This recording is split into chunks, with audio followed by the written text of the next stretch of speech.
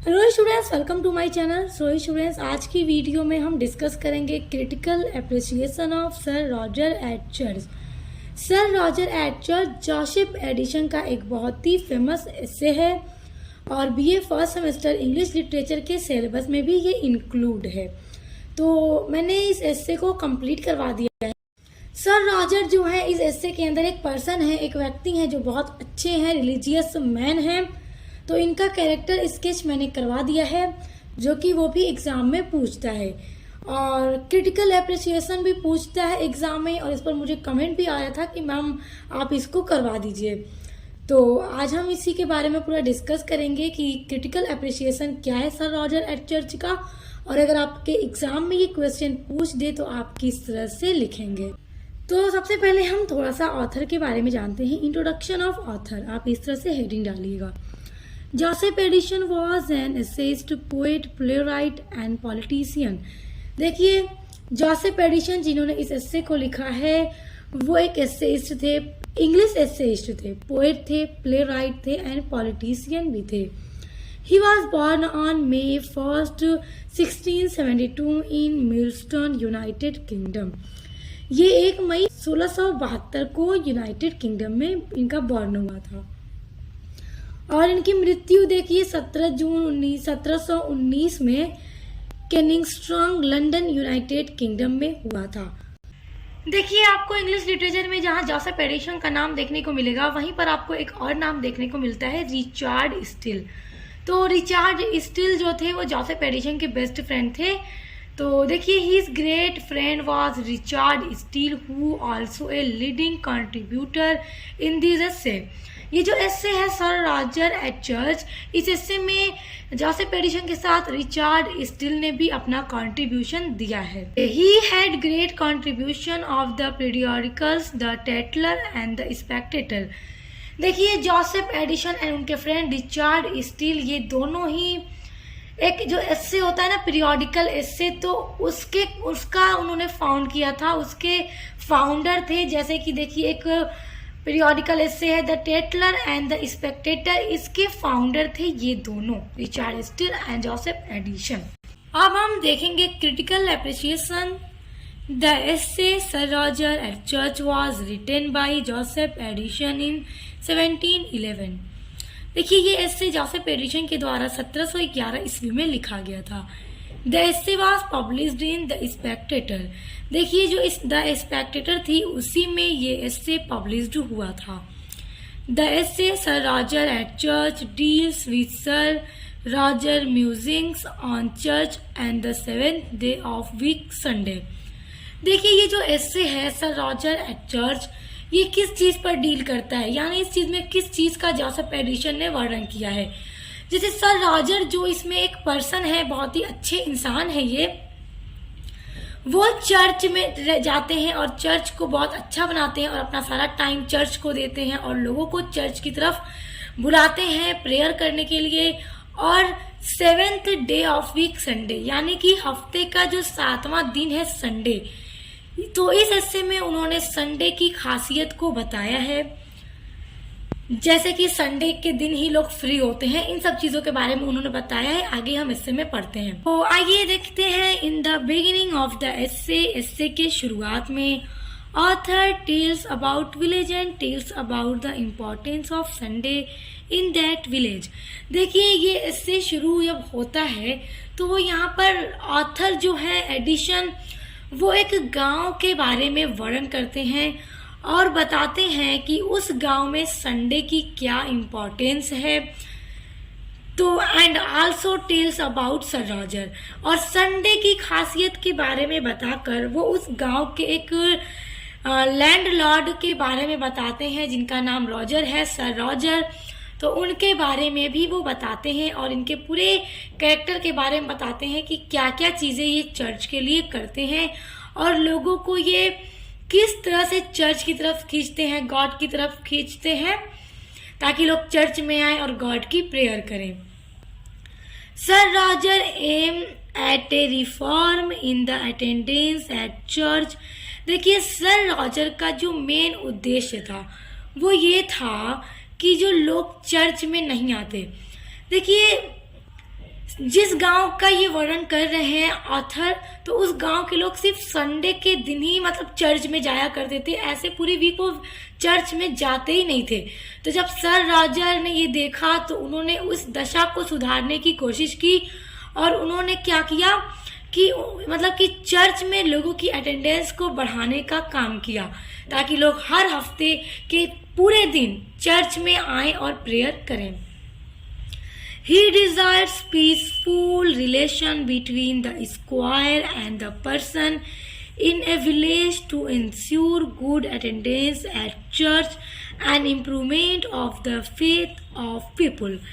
देखिए यहाँ पर सर रॉजर जो हैं वो ये भी चाहते हैं कि जो स्क्वायर का मतलब होता है जमींदार, जो गांव के जमींदार है। देखिए यहाँ पर सर रॉजर अपने गांव के लोगों को तो मतलब सुधार देते हैं, वो लोग रोज चर्च आने लगते हैं, लेकिन अदर गांव के लोग जो थे जहाँ की कंडीशन बहुत बुरी थी, तो जो भी पूरे गांव के जमींदार थे और वहाँ के जो विलेजर्स थे उनकी अटेंडेंस को वो चर्च में बढ़ाने का कार्य किया। एंड उन लोगों का गॉड में फेथ खत्म हो गया था, वो लोग डिसबिलीवर हो गए थे, तो उनको गॉड की तरफ वो खींचते हैं ताकि लोग रोज चर्च आए और गॉड के करीब आए।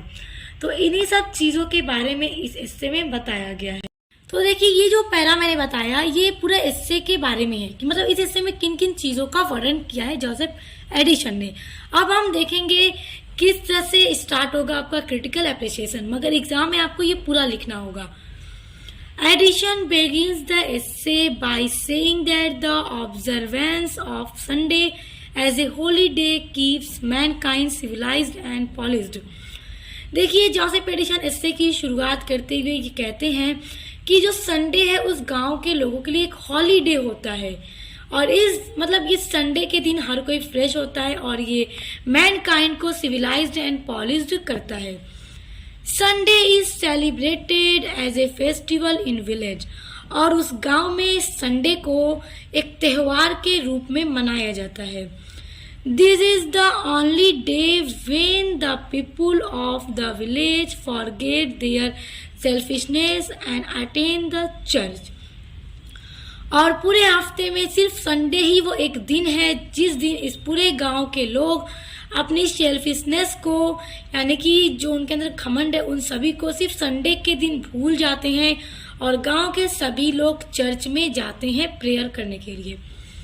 All people wearing nice cloth, और सभी लोग बहुत अच्छे एकदम प्यारे नए नए साफ सुथरे कपड़े पहनकर चर्च में जाते हैं। ऑन दिस डे यानी इस दिन संडे के दिन everyone tries to look better than each other, और संडे के रोज जब हर कोई नए नए कपड़े पहनकर चर्च में जाता है तो हर कोई इसी कोशिश में लगा रहता है कि वो उसके कपड़े और वो हर किसी से ज्यादा अच्छा दिखे। And talk to other people on boring topics, और सभी लोग चर्च में जाकर उस दिन एक दूसरे से बोरिंग टॉपिक पर बातें करते हैं। Sir Roger is a religious minded person and cares a lot of the church, और सर रॉजर जो हैं वो इसी गांव के लैंडलॉर्ड हैं और एक बहुत ही रिलीजियस माइंडेड पर्सन है, यानी कि एकदम धार्मिक व्यक्ति हैं, और ये चर्च का बहुत ज़्यादा केयर भी करते हैं, देख रेख भी ये करते हैं, मतलब पूरी तरह से वो चर्च का ख्याल रखते हैं। Sir Roger took great interest in the village church and also sought to it that his tenants attend church regularly. देखिए सर रॉजर ने अपना ग्रेट इंटरेस्ट दिखाया इस गांव के चर्च में, यानी कि सर रॉजर को गांव के चर्च में बहुत ज़्यादा रुचि है और वो हर वक्त इसमें होते हैं और इसका ख्याल रखते हैं, प्रेयर करते हैं। एंड आल्सो उन्होंने अपने टेनेंट मतलब होता है जैसे किराएदार, जैसे कि इस गांव में और भी जो लोग रहते हैं उनसे भी उन्होंने कहा कि चर्च को डेली अटेंड किया करो, यानी कि चर्च में रोज प्रेयर करने आया करो, ना कि बस संडे के रोज। He had got the church decorated with quotation from the Bible which he selected himself। और देखिए इन्होंने चर्च की सजावट भी की और बाइबल से अच्छी लाइंस और कोट्स को इन्होंने छांट करके चर्च की दीवारों पर लिखवा दिया ताकि लोग उससे मोटिवेट हो सकें। He has also did the repair work of the church at his own money. और इसके अलावा उन्होंने चर्च की मरम्मत भी कराई अपने खुद के पैसों से। यानी इतने अच्छे व्यक्ति थे कि अपने पैसों से पूरे खर्च चर्च की मरम्मत कराते थे, खुद के ही पैसों से पूरे चर्च को सजवाया भी था।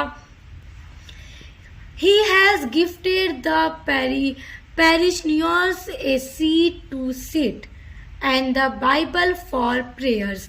और देखिए, जैसा कि गांव के जो लोग थे डेली तो प्रेयर करने आते नहीं थे, तो इन्होंने कहा कि गांव के लोग डेली आया करो। और फिर इन्होंने गांव के लोगों के साथ इतना अच्छा व्यवहार किया कि गांव के लोग मतलब आने लगे चर्च में। और इन्होंने गांव के सभी लोगों को, देखिए पैरिशियनर्स मतलब होता है कि गांव के लोग, आप विलेजर्स भी इसकी जगह पर यूज कर सकते हैं। तो उन्होंने उस गांव के लोगों को चर्च में बैठने के लिए एक सीट भी दी, यानी एक चेयर भी गिफ्ट की। और साथ ही साथ प्रेयर करने के लिए सभी गांव के लोगों को उन्होंने किताब बाइबल की बुक दी उन्होंने, ताकि लोग सीट पर बैठकर आकर प्रेयर कर सकें। He had also hired a singing teacher to teach prayer song to the villagers। और इसी के साथ साथ सर रॉजर ने एक सिंगिंग टीचर को भी हायर किया जो अच्छी प्रेयर गा सकता है। तो उन्होंने उसको हायर किया, और किस लिए किया, ताकि ये सिंगिंग टीचर गांव के सभी लोगों को प्रेयर का जो सॉन्ग होता है वो अच्छे से गाना सिखा सके। और जो ये टीचर था वो अपने इस काम में सक्सेस भी हुआ, उसने गांव के सभी लोगों को अच्छे से प्रेयर करना सिखा दिया। He allowed no one to sleep in the church except himself। देखिए, सर रॉजर चर्च में प्रेयर करते टाइम किसी को भी सोने की परमिशन नहीं देते थे। यानी कि प्रेयर के टाइम कोई भी व्यक्ति सो नहीं सकता था, सबको एकदम ध्यान से प्रेयर करनी होती थी। यानी चर्च में किसी को सोने की इजाजत नहीं थी सिवाय उनके, मतलब ये चर्च में सो भी जाया करते थे प्रेयर के time. If he fail asleep during the prayer, जब कभी वो प्रेयर करते टाइम चर्च में सो जाया करते थे, on waking up he would look around and. और देखिए, प्रेयर करते टाइम ये किसी को सोने नहीं देते थे, लेकिन खुद ही ये सो जाया करते थे कभी कभी। और जब इनकी आंखें खुलती तो वो अपने चारों तरफ सर घुमाकर देखते थे कि कहीं कोई सो तो नहीं रहा है।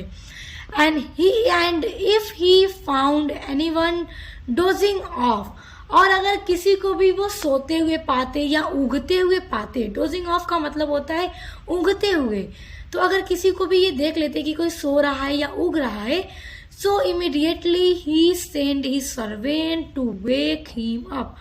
तो वो तुरंत अपने किसी सर्वेंट को भेजकर उस व्यक्ति को जगवा दिया करते थे कि ध्यान से प्रेयर करो, प्रेयर करते टाइम सोना नहीं है। When everybody kneel down in the church, और प्रेयर करते टाइम जब पूरे चर्च के जो लोग थे घुटने पर, जैसे कि नील डाउन यानी घुटने जब टेकते थे प्रेयर के time, he stand to count the number of people to find out who is absent।